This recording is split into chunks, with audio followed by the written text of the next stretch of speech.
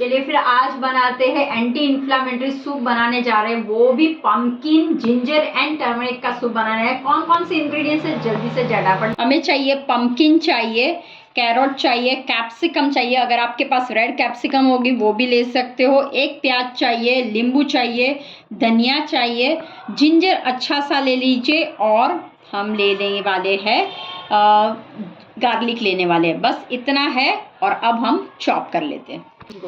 चलिए सबसे पहले घी डाल देते। जैसे घी गरम हो जाता है आपको डालना है जीरा। जैसे जीरा तड़तड़ तड़तड़ करने लगा, ऑल द स्पाइसेस, तेज पत्ता, सिनेमन, क्लॉव एंड पेपर। मस्त देखिए इसको। गार्लिक, अगर आप गार्लिक नहीं खाते तो उसको स्किप कर सकते हो, लेकिन कोई कोई में गैस प्रकृति का हो जाता है तब गार्लिक ज़रूरी है। जिंजर और ऑनियन को डाल के सौते कर लीजिए, अच्छी तरह से सौते हो जाए। उसके बाद जो स्ट्रॉन्ग है, हार्ड है, उसको डाल दीजिए, यानी कि कैरोट को चढ़ने में थोड़ा सा टाइम लगता है। एक शॉर्टकट मेथड कर सकते हो कि आप कैरोट को बॉईल भी कर सकते हो, आपके ऊपर है।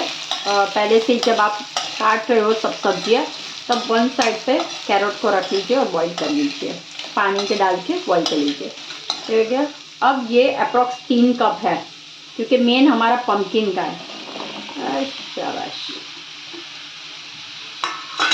अब अच्छी तरह से, अभी आपको लगेगा बाबा रे बाबा इतना सारा पंपकिन डाल दिया, लेकिन आप सूप देखोगे बन जाएगा, बिकॉज पंपकिन के अंदर ध्यान रखें इतने सारे इंग्रेडिएंट्स के आपके शरीर में किसी भी तरह का इन्फ्लामेशन हो तो ये पंपकिन दूर करता है। और दिस इज स्पेशली जो सूप मैंने आज बनाया वो इन्फ्लामेशन का है।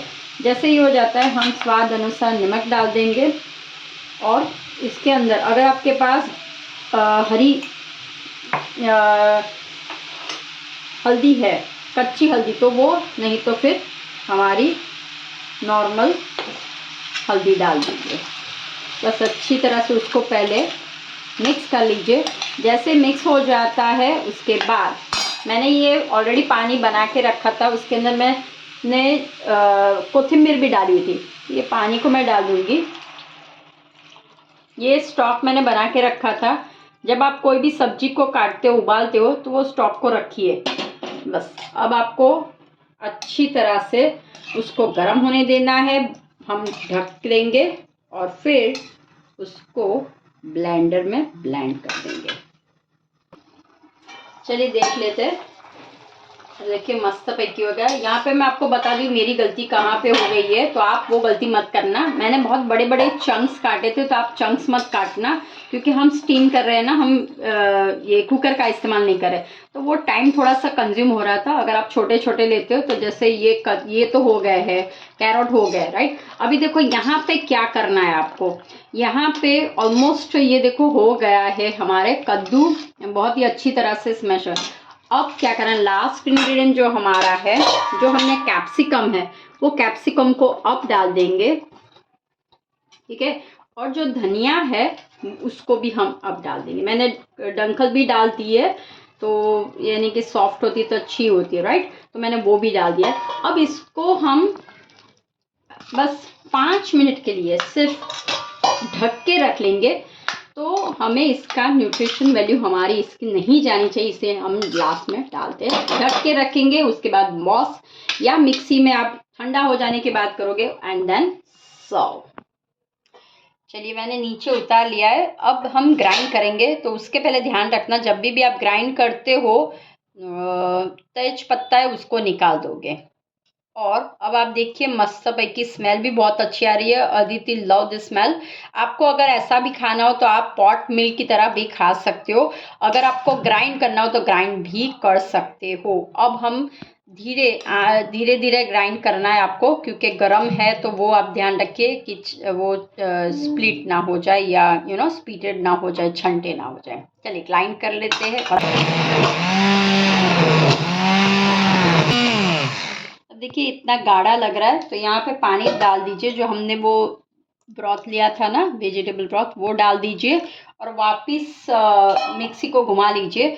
और यहाँ पे आपको अगर छानना है तो आप छान सकते हो, अदरवाइज ऐसे भी रख सकते हो। चलिए, ये हमने स्ट्रेन भी कर लिया है। लास्ट में हम डालेंगे नींबू,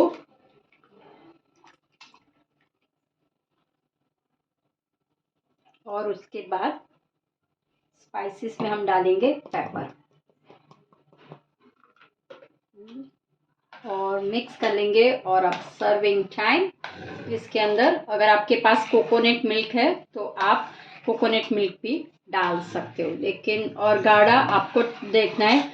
हम लोग इतना खाते हैं, आपको अगर पतला करना है तो आप पतला भी कर सकते हैं। चलिए फिर सर्विंग टाइम।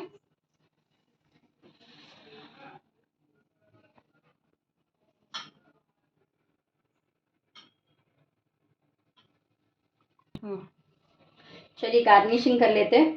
तो मैंने सुबह घी बनाया था, तो मक्खन और रेड चिली फ्लेक्स जो होते वो डाल देते।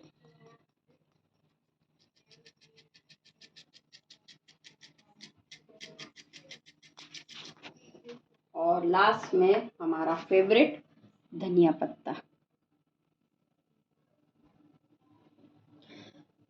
हेल्दी सूप पीजिए, B12 के लिए ये बहुत ही अच्छा है। और वेट लॉस किसी को करना है तो बस ऐसे एक सूप आपका डिनर में ले लीजिए, और फिर आप देख सकते हो फैट लॉस वेट लॉस कैसे होता है। चलिए फिर नेक्स्ट टाइम मिलते हैं, तब तक के लिए बाय बाय।